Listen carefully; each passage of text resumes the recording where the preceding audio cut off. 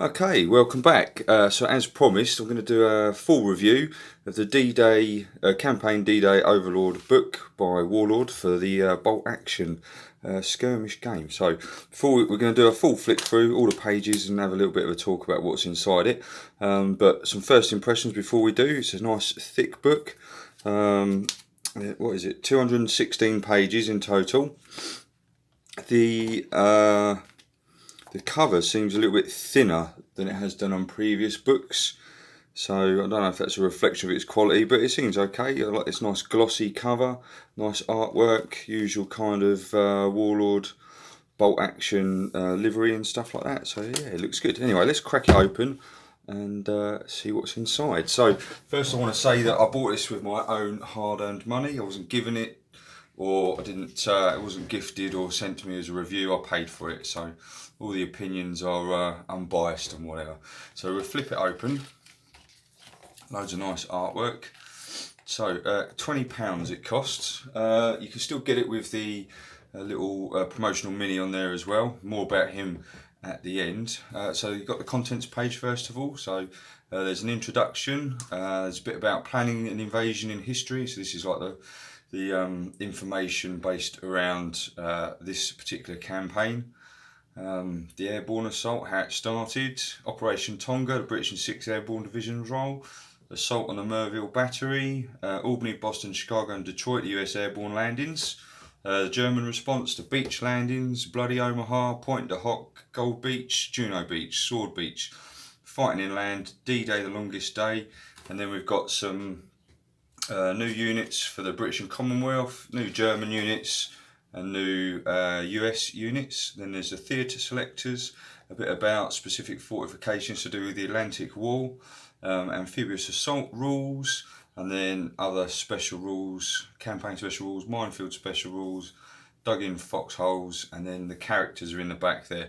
So we go through page by page, skim through it, and we'll see what's actually in there. Okay, so this book is a campaign book, so it's ideal if you want to run bolt action games set in this theatre, in the Normandy theatre, or if you just want to run one-off games as well. It'll work for that with a nice flavour of the area, so a lot of the stuff in it is focused on that. So this is all the information about Operation Overlord and Operation Neptune. Overlord was the campaign overall, so that incorporated all the airborne landings, the beach assaults, and the getting the foothold into France. Neptune was the actual D-Day name for that. Fortress Europe, Operation Point Blank and Bodyguard. So you got the fluff, all the background on how it started, the countdown to the invasion. So that's all there. I won't read all that out to you, but that's the first part of the book. Then we've got the airborne assault. D-Day deceptions. So basically they they launched a few sort of side missions and decoy missions to try and trick the Germans. I know Kent here where I live, all along the coast, they put up inflatable tanks and aircraft to make the Germans think that we were attacking from the Dover to Calais, sort of the narrowest section of the English Channel, when in fact it was lower down, and they sent some gliders in, and that's what Operation Titanic was all about. I think they sent in some decoys to try and lull the Germans away. So this is the first scenario. What I really like is they've got the maps, and it also shows you really good tips on the terrain that you can lay out for your game as well. So it's not just a blank map, it's got the different areas of interest for the things. So the objective on this is the attacker places 3 objective markers representing locations for them to set up their sound equipment. These objectives must be at least 12 inches apart. So let's see what this scenario is about. So 11 minutes past midnight, June the 6th, 1944. Norman Pole and his SAS team are gliding down towards Normandy countryside. As they near the ground, the night sky lights up with flashes. Along the ground below them, the night is pierced with the crackling sound of what appears to be gunfire and explosions. The dummies have landed and are making all the ruckus they're supposed to. The ground rushes up to meet Paul, and with a jolt he tumbles over.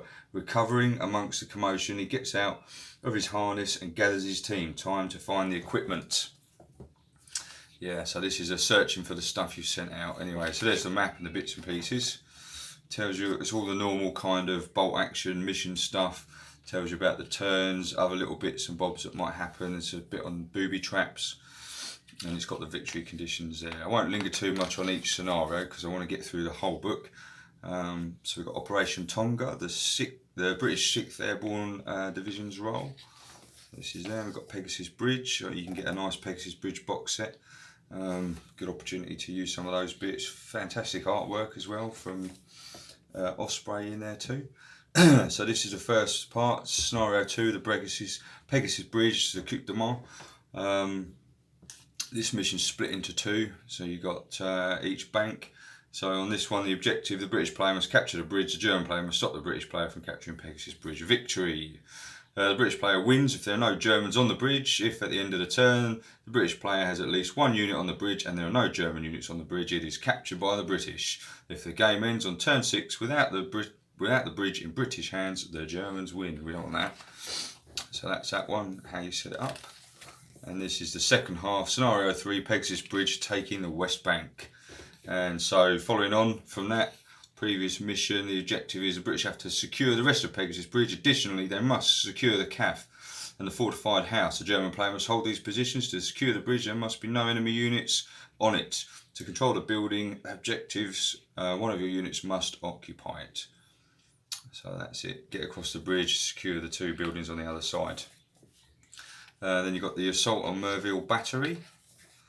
Lots of fluff about all of that. So the Merville Battery, gathering men, get into the battery, the assault, loads of historical information, which is what I really like about this. It's not just these are the missions, it gives you enough information for you to go and look further yourself, or to really get you in depth into it. So this is the map for the Merville Battery. You can see a big German deployment zone highlighted in blue, and the little British L-shaped one here on the right, highlighted in the red. And an idea of how you'd set it up. So the objective in this game are the guns inside the casemates. This can be a model of a howitzer or an objective marker. So we're looking at these 4 guns in the German deployment area.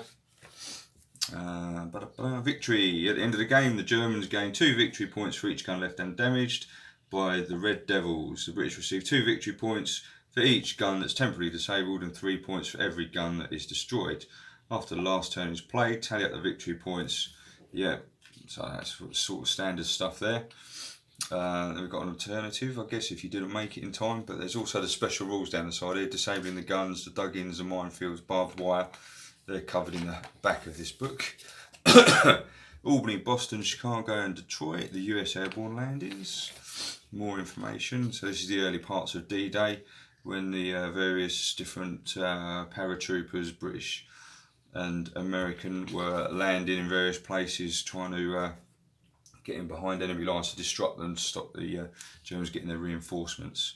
So scenario 5, skirmish in the dark. What should we read? We read the deployment bit. So the American ad hoc paratrooper squad is deployed on the northern side of the road between the wall, 9 inches to the left of the centre point of the table. The same thing is done in reverse for the German Hair Grenadier squad. They deploy on the southern side of the board, 9 inches to the right of the centre point.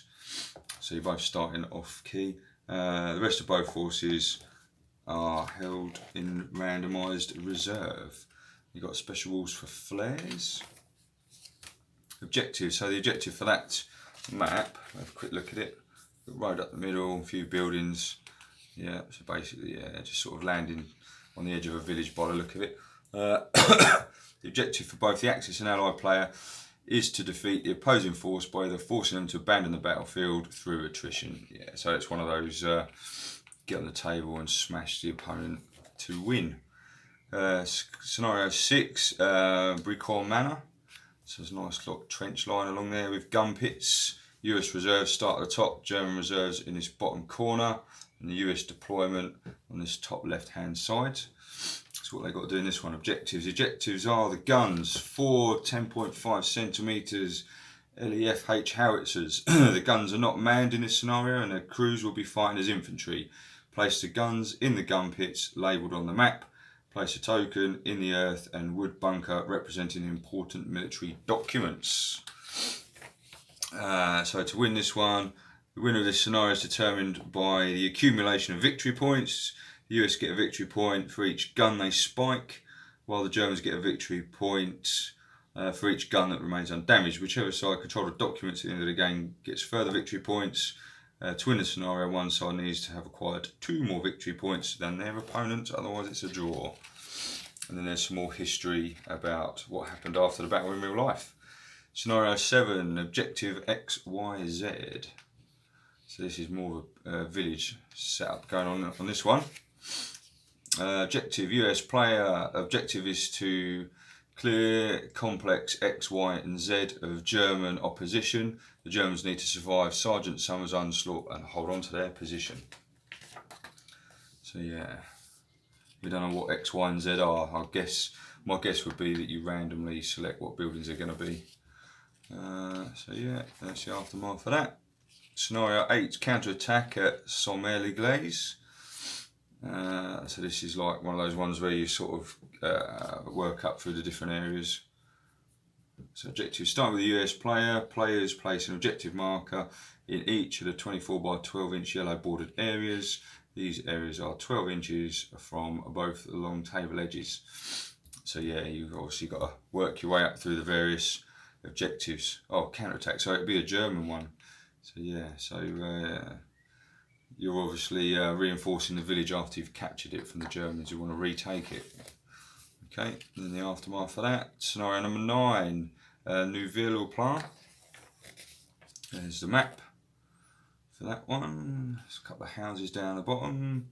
Objective, turn the Turnbull of the 3rd Platoon Dog Company must delay an attack on Sommerliglaise from the north. The German 1058th Grenadiers must push on to Sommerliglaise. Okay, so yeah, so some more battles over this this town. So this is the German response to Operation Overlord. And the beach landings, one of Hobart's funnies there. Have a look at those on the look them up if you're not sure what they are. They're cool. So yeah, this is all about how they got ready, the air bombardments, the greatest armada in history, even to this day. So we've got Utah Beach. So Utah Beach was an American beach. So you got Utah, Omaha were both the American beaches. And you got Gold, Juno and Sword were British Commonwealth. And the French also held out on Sword Beach as well. So this is how the beach would look for this particular game. US player must get a foothold in France and advance as far inland as possible to secure the beachhead. The German player must slow the Allied advance through their armoured reserves to counter-attack the American and drive them back. So that's that one. Then we've got Bloody Omaha. Nice artwork, I recognise that. That's obviously been in a few others previously. Lots of information. So, Fox Green Beach. This is this one. I love these maps. I really think they're cool, really helpful. To gain a foothold in occupied France, the big red one must take out the resistance nests guarding Normandy's shore. The Germans must stop them on the shoreline. See, lots of beach scrapping. Scenario 12, get off the beaches. So yeah, the water's down here somewhere, so you've obviously secured the beachhead and now you've got to start pushing inland, which is cool. General Dutch Cotter must get his troops motivated and then get them off the beach moving inland. The Germans need to keep the Americans pinned down on the beach. The victory conditions for this one. The victory of the scenario is determined by victory points. The US player receives 2 victory points for every unit they advance 12 inches from the defender's table edge. German players, yeah, so you just got to get to the German side. We've got Point de Hoc, so that was on the left hand side of Omaha Beach. I think it was a gun battery, we'll find out in a sec. There's lots of fluff about that. Oh, that's, yeah, they had to climb that massive cliff, didn't they? I remember now. I think there was a film, wasn't there, about that medic that was up there who didn't want to shoot anybody, and yeah. Okay, yeah, scenario 13, Point de Hoc. I'm not going to say too much in case I'm wrong, I don't look like a wally, do I? So, yeah, this is the sort of the cliffs above the beach. So, the objective, of Lieutenant Colonel Rudder and his Rangers is to find and destroy 155mm guns that threaten both Utah and Omaha beaches. The German player must defend Point de Hoc and protect the guns. The objectives are shown as red circles on the scenario map. Yeah. Climb up the beach, knock out the guns, bosh. Aftermath. Gold Beach. The soldier's story. So these are little accounts. Let's have a look at one of these. So T. Tates and Green Howards. Without warning, a salvo of gunfire landed right in the middle of the troops to our immediate left, followed by a second shortly afterwards. From messages being passed on the radio, I learnt no one knew who was responsible, except that it was coming from behind us. With a third salvo descended with the most enormous crack, my signal training deserted me, and I sent the unauthorised message, "Stop this bloody barrage!" By complete coincidence, but to the flattery of my ego, the firing ceased. We later learnt that it came from the Navy lying offshore, who did not realise we had advanced so far. So a bit of friendly fire there for that poor chap. Okay, Juno Beach. This is the Canadian beach. This is Juno Beach. There we go. So there's a map there. I've got all bunkers, casemates, different bits and pieces. Objective: the Canadians need to destroy or capture the bunkers of the Resistance Nest 21 so they can advance to Curacao-sur-Mer and take it. The German defenders must stop the Canadians on the beach. There we go. Sword Beach. Sword Beach is the British and French beach we attacked. Queen and Red Beach, German forces, blah blah blah blah. Yep. There's a pretty cool map there. Objective of this one: the troops of the British 3rd Division must first clear the beach area of enemy fortified guns. Then they must push inland toward the objective of Kern. The Germans must protect their guns and hold the British in place.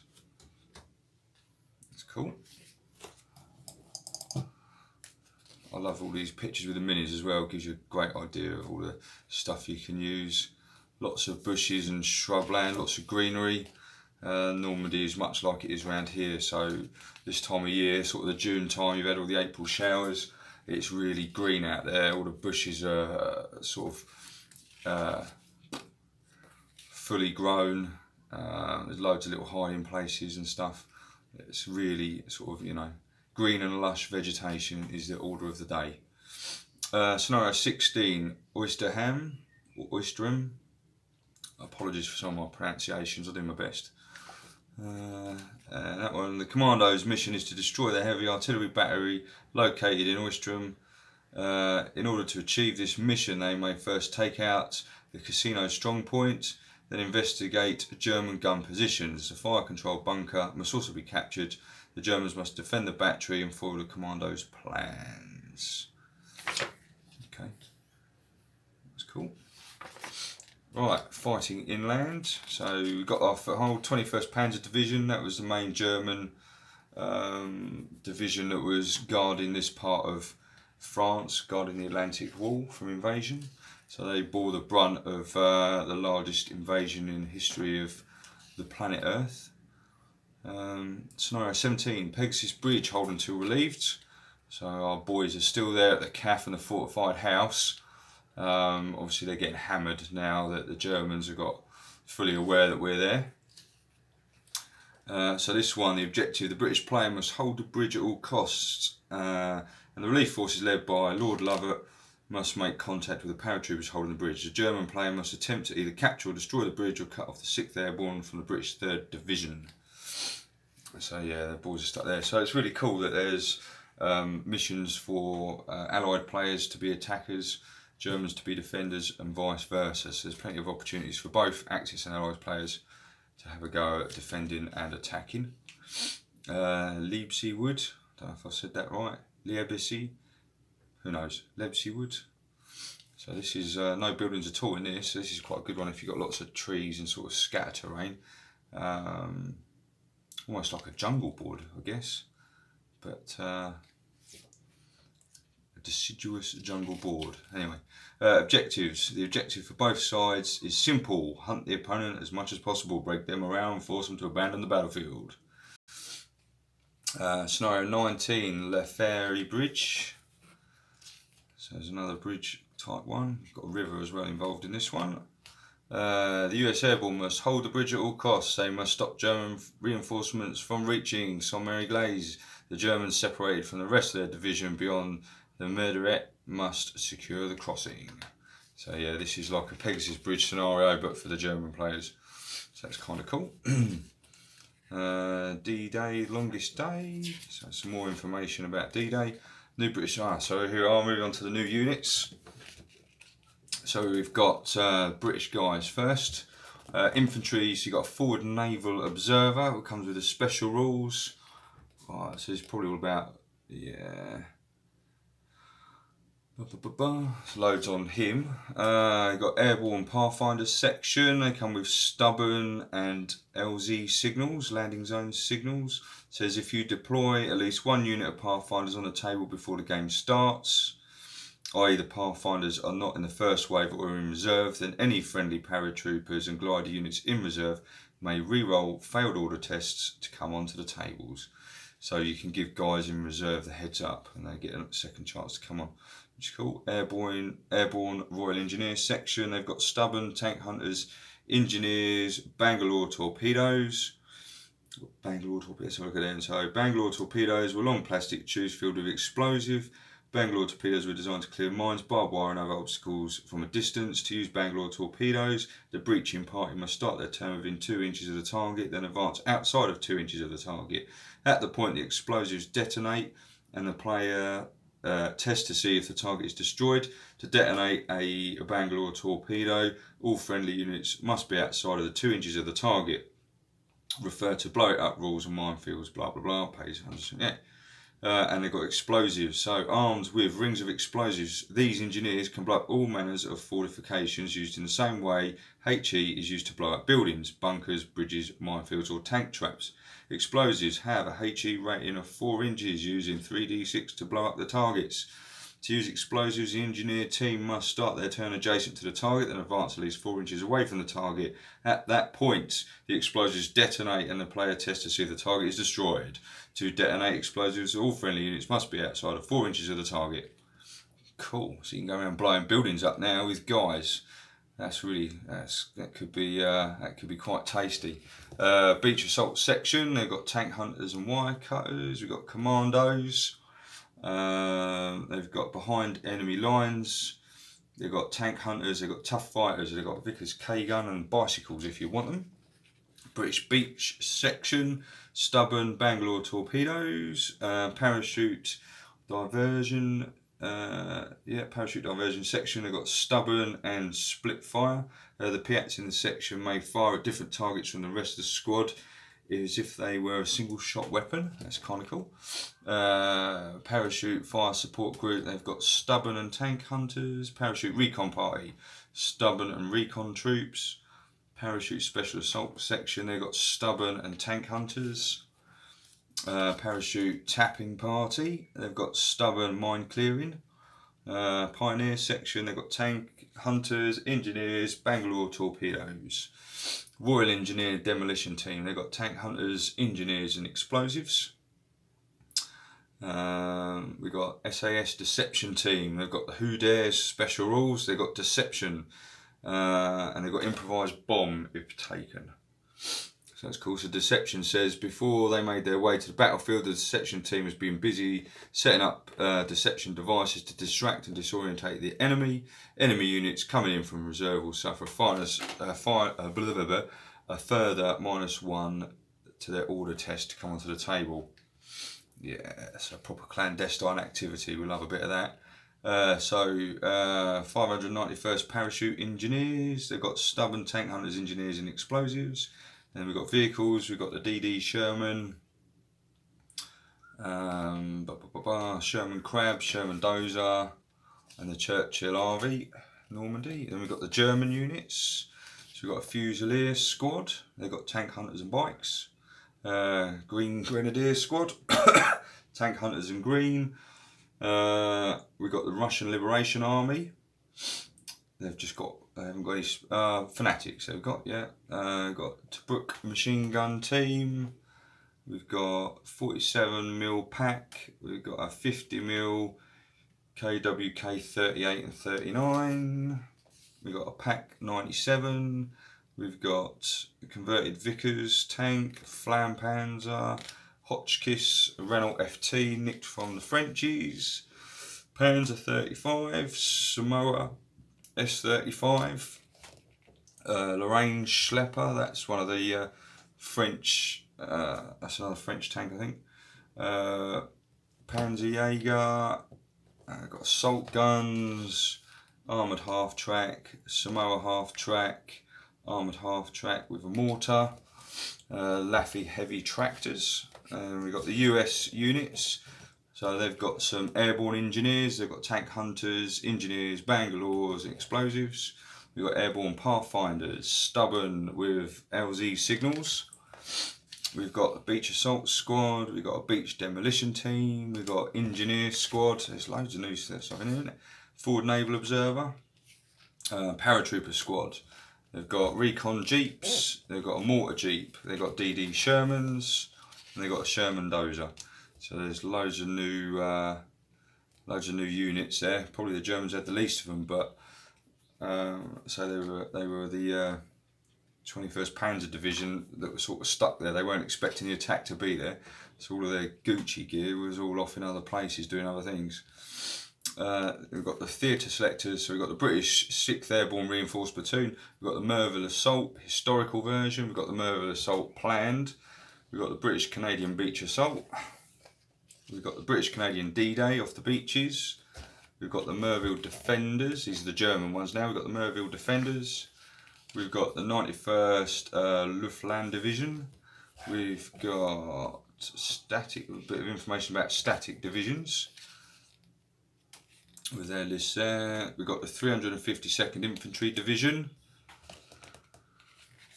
21st Panzer Division, so these are the main guys I think. Kampfer Group, Oplan Armoured Reinforced Platoon, the 100th Panzer Replacement and Training Battalion, and the US selectors, we've got the US Airborne on D Day. So that's that, so they can have the infantry, yeah. So we've got mortar team, bazooka team, sniper team, guns, jeeps, all the usual stuff. Special rules. Crickets. American paratroopers were issued with crickets, a device pressed down with their thumbs to create a distinctive click-clack sound.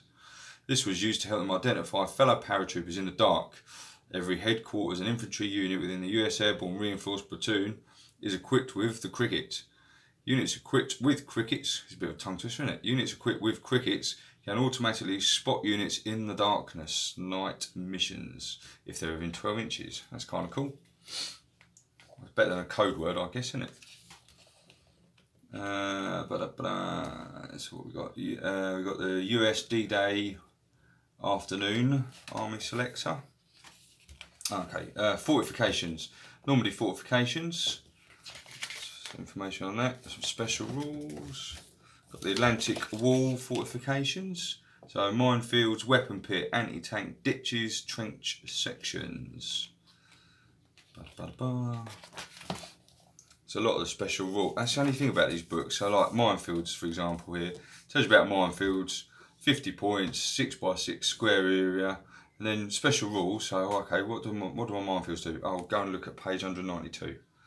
It's like, I'm not a big fan of page flicking, but that's only a minor thing. But yeah, bit of a pain if you're in the middle of a game. That's all I'm saying.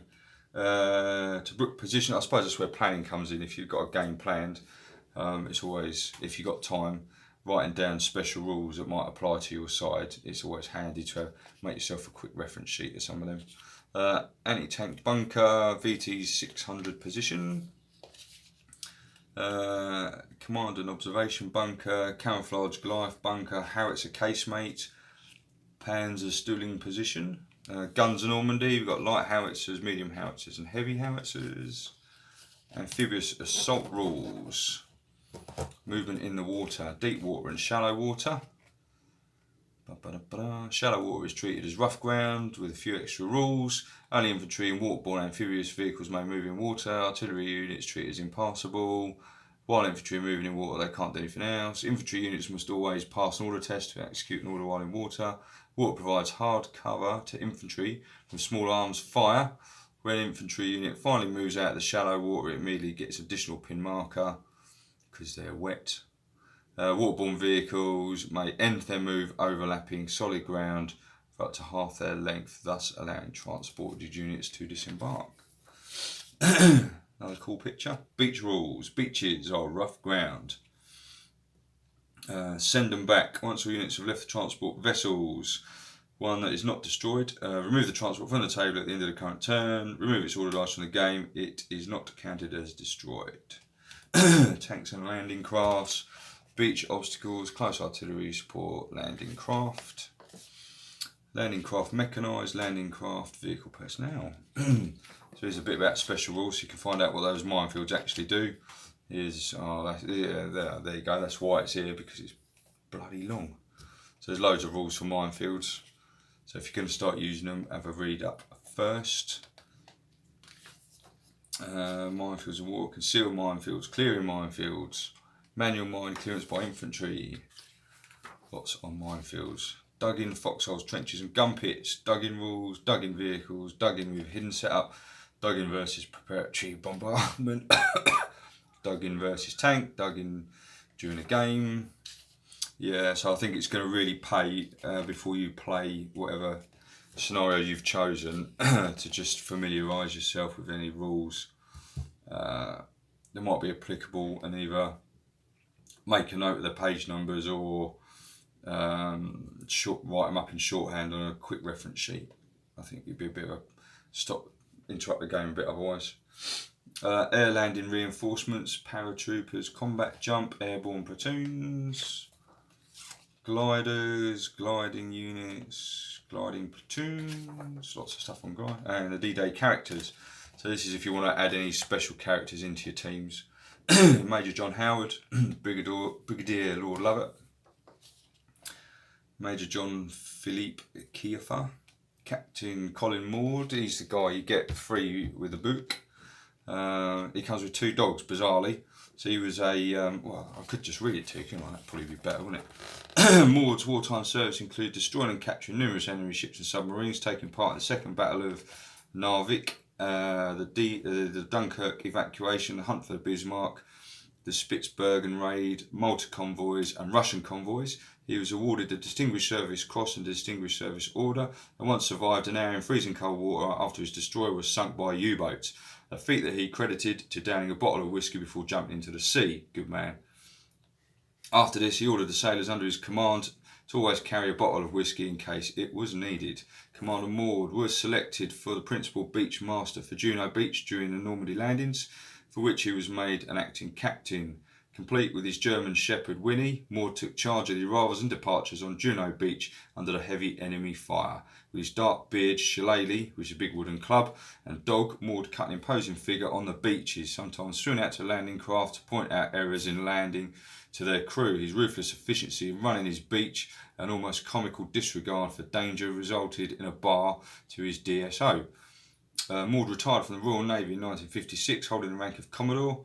He acted as a technical advisor for the 1962 movie The Longest Day, during which he was played by Keith Moore. He allowed Moore to use the actual shillelagh which he had carried at Juno Beach for his scenes, although Winnie the German Shepherd was replaced with an English Bulldog, described as a popular leader with exceptional boldness and tenacity. Maud died in 1980 at the age of 77. Captain Maud may replace any of the Royal Navy Beachmaster options in the late war Commando Northwest Europe Reinforced Platoon. It can also be used as a HQ option in the generic Reinforced Platoon list. He costs you 195 points and is a veteran major. So there you go. He's got determination special rule after landing on Sword Beach. Keith was, oh, that's the other fella. What am I talking about? So he's 175 points, veteran major, special rules, tough fighter. Yeah, he's got a few extra rules as well. Sergeant Patrick McGeever, Lieutenant Colonel Terence Ottaway, German characters, Oberst Frederick von Heidate, Oberst Han von Luck. I think Oberst is a rank, but I don't know what rank that equates to. Brigadier General Norman Dutch Dakota, these are the US guys. Second Lieutenant Ronald Spears, Staff Sergeant Harrison Summers, First Lieutenant Turner Bashirs Turnbull III, First Lieutenant Richard Winters, that's the guy from Band of Brothers, I think. Yeah, very cool. That's it. And then there's a bibliography, there's some recommended reading in case you want to do some more research, some audio books, documentaries and recordings. And this is the credits, I'll leave them there. So Robert Vella wrote this, and these are all the other people that have contributed. So I'll leave that open for a sec because it's a cracking little book, and they deserve credit where credit's due. So yes, overall I'd recommend this book. It's £20. Even if you don't play bolt action, you play other Second World War games like Chain of Command or Rapid Fire or Crossfire or any of the hundreds that are out there. This is a great book. The maps are nice and clear. You can play the scenarios with other rule sets. It shows you how to set them up. There's loads of history in here, so if you like the history of the Second World War, there's loads of history in here that you can look at as well. For 20 quid plus a mini, I think it's a no-brainer really. What was there, about 20 odd scenarios in there? So 20 different scenarios, loads of history, loads of information, nice pictures. I think that's well worth the money. So there you go. Anyway, so that was my review of the campaign D Day Overlord book from Warlord for the bolt action game. Hope you liked it. Got loads more videos coming, so click the subscribe button and what's it called, YouTube will tell you when they come along. And that's it. So see you all again soon. Take care. Goodbye.